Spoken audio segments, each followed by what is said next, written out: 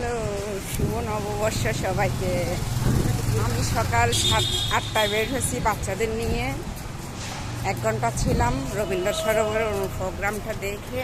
হ্যাঁ, বাসায় গিয়ে রুটি বানাচ্ছি আর কি।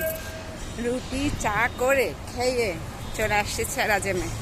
কেন রাজেমে 1টার মধ্যে বন্ধ করে দিবে। ফোন দিস আমাকে, যাবো স্পেশাল থেরাপি আছে, আজকে চলে আসেন। দৌড় দিয়ে খেয়ে চলে আসলাম। আজকে রোদের তাপও বেশি অনেক। এখন গিয়ে সে মনে হয় কি ইট ভাব, রাস্তার মধ্যে ইট লাগতেছে, মানে একটা গাড়ি নাই, রাস্তা ফাঁকা, একদম ফাঁকা রাস্তা।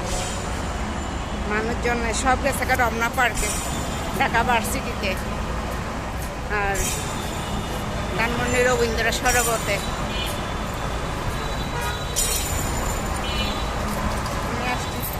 এখন গিয়ে রান্নাঘরে ঢুকবো, কাজ করবো, রান্না বান্না করবো।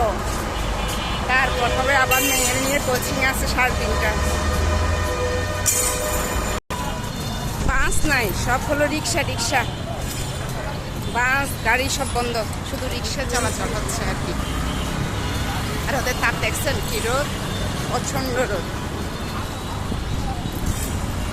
অনেক রোদ বাবা। আজকে থেকে মনে হয় গরমে স্টার্টিং হয়ে গেছে। রাস্তাঘাট ফাঁকা, একদম ফাঁকা।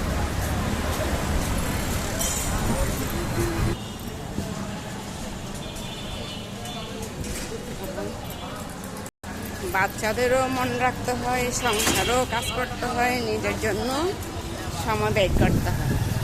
এর নাম জীবন। বাসায় চলে আসলাম, গেট খুলি, আমাকে আমারও দেখা যায়, আমি দেখি।